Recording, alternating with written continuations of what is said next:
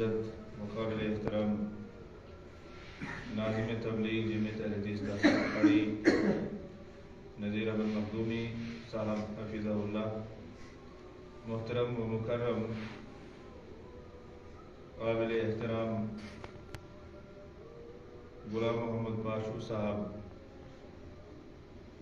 सदर हल्का जमीयत अहले हदीस हल्का त्रगाम, मोहतरम व मुकर्रम जनाब नज़ीर अहमद अस्सलफ़ी हफ़िज़हुल्लाह, इमाम व ख़तीब जामिया अहले हदीस अहमा, मोहतरम व मुकर्रम हाफिज़ सज्जाद अहमद साहब उस्ताद मदरसा सल्फ़िया सनाबिल आर्टिश लखड़ी, और मोहतरम व मुकर्रम मोहम्मद रफ़ीक अस्सलफ़ी हफ़िज़हुल्लाह, उस्ताद मोहम्मदिया मॉडल स्कूल आर्टिश लखड़ी, और दीगर प्यारे सामीन, सबसे पहले अल्लाह रब्बुल आलमीन का शुक्र अदा करते हैं जिसने हमें इस खूबसूरत मस्जिद के अंदर ये खूबसूरत प्रोग्राम मुनाकिद करने की तौफीक अता फरमाई। अल्लाह रब्बुल आलमीन मुझे और आप सबको इखलास अता फरमाए, और जो कुछ हम यहाँ पर सुनाएं और सुने अल्लाह ताला उसको कबूल फरमाए और हमें अमल करने की तौफीक अता फरमाए। मेरे मुअज़्ज़ज़ सामीन, मुझे अल्लाह रब्बुल आलमीन के कलाम से एक आयत याद आ रही है जिसमें अल्लाह ताला ने इरशाद फरमाया है, कम मिन फ़िअतिन क़लीलतिन ग़लबत फ़िअतन कसीरतन बिइज़्निल्लाह। कितने ऐसे थोड़े लोग हैं, कितनी ऐसी छोटी छोटी जमातें बड़ी बड़ी जमातों पर गालिब आई हैं अल्लाह ताला के फजल व करम से। क्योंकि हक पर कायम रहने वाले लोग, हक पर चलने वाले लोग हमेशा थोड़े रहे हैं। इसीलिए अल्लाह ताला ने मोमिनों को, मुसलमानों को पिछली कौमों की बशारतें सुनाई, पिछली कौमों की खुशखबरियाँ सुनाई कि उनमें से भी बहुत सारे लोग ऐसे थे जो थोड़े थोड़े थे, लेकिन वो बहुत ज़्यादा लोगों पर गालिब आए। और आपने कुरान मजीद के अंदर अक्सर ये आयत पढ़ी होंगी, वलाकिन अक्सरुहुम ला यशकुरून, वलाकिन अक्सरुहुम ला यअलमून, वलाकिन अक्सरुहुम ला यफ़क़हून। इस तरह से बहुत सारी आयत हैं, अगर उनको आप जमा करेंगे तो बहुत सारी आयत, 100 से ज़्यादा आयत ऐसी आपको मिल जाएंगी कुरान मजीद के अंदर जिसमें ये आया है कि अक्सर लोग नहीं जानते, अक्सर लोग अक्ल नहीं रखते, अक्सर लोग शुक्र नहीं करते, अक्सर लोग अल्लाह को याद नहीं करते।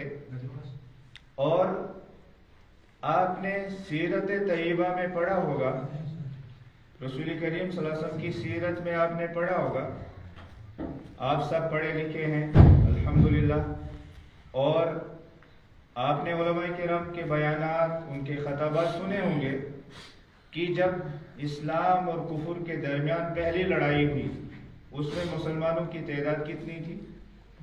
313, और दूसरी तरफ कुफार की तादाद 1000 थी। अब 1000 ज्यादा है या 313? 313 ज्यादा है, 313 कम है और 1000 ज्यादा है। लेकिन अल्लाह ताला ने कामयाबी किसको अता फरमाई? 313। ऐसे ही हालात आगे भी रहे दुनिया के अंदर। इस्लाम और कुफर के दरमियान जब भी मारका हुआ है, जब भी जंग हुई है, मुसलमानों की तादाद हमेशा कम रही, लेकिन अल्लाह ताला ने मुसलमानों को फतह याब किया है। अल्लाह ताला ने मुसलमानों को फतह नुसरत से बख्शा है। और सही बुखारी की रिवायत और इसके अलावा बहुत सारी हदीस की किताबों में रिवायत है, ला तज़ालु ताइफतुम मिन उम्मती ज़ाहिरीन अलल हक़। रसूल अकरम सल्लल्लाहु अलैहि वसल्लम ने फरमाया, मेरी उम्मत में एक जमात हमेशा हक पर कायम रहेगी और वो गालिब रहेंगे। ला यज़ुर्रुहुम मन ख़ज़लहुम। इस हक पर कायम रहने वाली जमात के खिलाफ जो भी किया जाएगा, लोग जो भी करेंगे, लेकिन इनको कोई नुकसान नहीं पहुंचा सकते।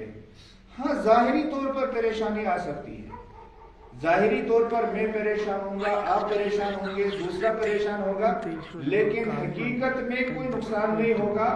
اللہ تعالیٰ حفاظت فرمانے والا ہے، اللہ تعالیٰ کامیابی عطا کرنے والا ہے، اور قیامت تک یہ جماعت قائم رہے گی۔ قیامت تک یہ جماعت، جس کو علماء کرام محدثین اعظام نے طائفہ منصورہ کا نام دیا ہے، طائفہ منصورہ، کامیابی پانے والی جماعت، یا طائفہ ناجیہ۔ اور یہ نام ان کو کیوں دیا گیا؟ اس جماعت کو، اس چھوٹے سے گروہ کو، یا اس مٹھی بھر جماعت کو یہ نام کیوں دیا گیا؟ اس کی وجہ وہ دوسری حدیث ہے جس میں رسول اکرم صلی اللہ علیہ وسلم نے ارشاد فرمایا کہ یہودیوں کے 71 فرقے ہوئے، نصارہ کے 72 فرقے ہوئے، لیکن میری امت کے 73 فرقے ہوں گے۔ پھر رسول اکرم صلی اللہ علیہ وسلم نے فرمایا کلھا فی النار الا واحدہ، سب جہنم میں جائیں گے لیکن ایک جہنم کے عذاب سے بچنے والی جماعت ہے، جہنم کے عذاب سے نجات پانے والی جماعت ہے۔ اسی لیے اس جماعت کا نام پڑا فرقہ ناجیہ، یعنی ایسی جماعت جو نجات پانے والی ہے۔ طائفہ منصورہ، ایسی جماعت جس کو اللہ تعالیٰ کی مدد ہمیشہ شامل حال رہے گی، ہمیشہ شامل حال رہے گی اللہ تعالیٰ کی مدد۔ پھر رسول اللہ صلی اللہ علیہ وسلم سے صحابہ کرام نے سوال کیا ان کی نشانی کیا ہے، ہم کیسے پہچانیں گے ان لوگوں کو، یہ کون سے لوگ ہیں، ان کی کوئی علامت، کوئی نشانی بتا دیجئے۔ تو رسول اکرم صلی اللہ علیہ وسلم نے علامت بتا دی، نشانی بتا دی، فرمایا من کان علی مثل ما انا علیہ واصحابی، وہ لوگ جو اس پر ہوں گے جس پر میں ہوں اور میرے صحابہ ہیں، یعنی بعد میں آنے والے لوگ جو اسی دین پر ہوں گے جس دین پر میں ہوں اور جس دین پر میرے صحابہ ہیں، جو اسی پر ہوں گے، جو اسی کی بات کرتے ہوں گے، جو اسی کو آگے چلاتے ہوں گے، اسی پر عمل کرتے ہوں گے، یہ ان کی علامت ہے۔ اور اب آپ خود سوچئے، دیکھیے کہ یہ کون لوگ ہیں جو اللہ کی کتاب کی بات کرتے ہیں اور اسی پر عمل کرنے کی دعوت دیتے ہیں، رسول اکرم صلی اللہ علیہ وسلم کی سنت کی بات کرتے ہیں، حدیث کی بات کرتے ہیں، سیرت کی بات کرتے ہیں، اور اس کی طرف لوگوں کو دعوت دیتے ہیں، اس پر عمل کرنے کی دعوت دیتے ہیں۔ اور یہی منہج، یہی طریقہ، یہی رویہ محمد عربی صلی اللہ علیہ وسلم کے زمانے میں تھا اور صحابہ کرام کے زمانے میں تھا۔ جو بھی اس طرح ہوگا وہ نجات پانے والوں میں شامل ہے، جو بھی اس طرح سے ہوگا، جو اس پر قائم ہوگا، جو اس پر رہے گا، وہ نجات پانے والے لوگوں میں شامل ہے، اللہ تعالیٰ اس کو ضرور نجات عطا کرے گا۔ تو بہرحال مجھے اس تفصیل میں نہیں جانا، مجھے یہ خوشخبری آپ کو سنانی تھی، مجھے آپ کو یہ خوشخبری سنانی تھی۔ محمد کریم صلی اللہ علیہ وسلم نے ارشاد فرمایا ہے، خوشخبری سن لیجیے، اپنے آپ میں تازگی لائیے اور خوشی منائیے اور اللہ تعالیٰ کا شکر ادا کیجیے کہ محمد عربی صلی اللہ علیہ وسلم نے آپ کو خوشخبری سنائی ہے۔ کون سی خوشخبری؟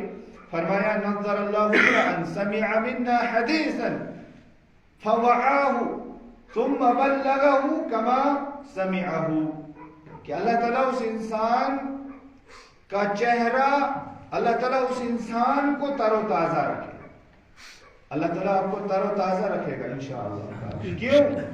کیونکہ آپ حدیث سنتے ہیں، کیونکہ آپ حدیث سنتے ہیں اور پھر آپ حدیث پر عمل کرنے کی کوشش کرتے ہیں، حدیث کو یاد کرنے کی کوشش کرتے ہیں، اور پھر وہی حدیث آپ دوسرے تک پہنچانے کی کوشش کرتے ہیں۔ محمد عربی صلی اللہ علیہ وسلم نے آپ کو یہ دعا دی ہے۔ دعا دینے والے کون ہیں؟ محمد رسول اللہ صلی اللہ علیہ وسلم۔ کیا اس دعا کے قبول ہونے میں کوئی شک ہے؟ نہیں، اس دعا کے قبول ہونے میں کوئی شک نہیں ہے۔ لہذا محمد عربی صلی اللہ علیہ وسلم کی یہ دعا ہمیں یاد رہنی چاہیے، اور ہمیں محمد عربی صلی اللہ علیہ وسلم کا بھی شکریہ ادا کرنا چاہیے کہ انہوں نے ہمارے لیے دعا کی ہے۔ ہمیں اللہ تعالیٰ سے دعا کرنی چاہیے، پروردگار تو محمد عربی صلی اللہ علیہ وسلم کو وہ بدلہ دے جس کا محمد عربی صلی اللہ علیہ وسلم مستحق ہے۔ اور وہ کیسے؟ وہ ہے کہ ہمیں درود پڑھنا چاہیے، ہمیں درود کثرت کے ساتھ پڑھنا چاہیے، درود و سلام، اللہم صلی وسلم وبارک علی نبینا محمد، یہ دعا اور یہ درود اور یہ سلام ہمیں محمد عربی صلی اللہ علیہ وسلم پر پڑھتا رہنا چاہیے، دن میں، رات میں، صبح شام، چلتے پھرتے اٹھتے بیٹھتے یہ درود ہمیں پڑھنا چاہیے۔ یہ ہے شکریہ ادا کرنے کا طریقہ، یہ ہے دعا کرنے کا طریقہ محمد عربی صلی اللہ علیہ وسلم کے لیے۔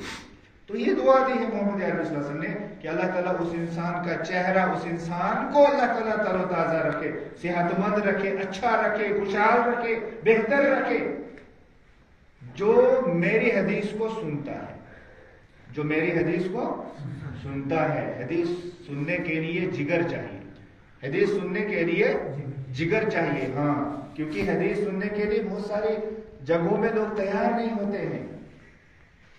ہاں، یہ صحیح بات ہے، یہ سچی بات ہے۔ حدیث سننے کے لیے صبر چاہیے، حدیث سننے کے لیے ہمت چاہیے، یہ ضرورت ہے اس چیز کی۔ اللہ تعالیٰ نے آپ کو ان لوگوں میں سے بنایا، کتنی خوش قسمتی ہے آپ کے لیے۔ حدیث سننے کے لیے آپ تیار، آپ کان لگا کے سن رہے ہیں۔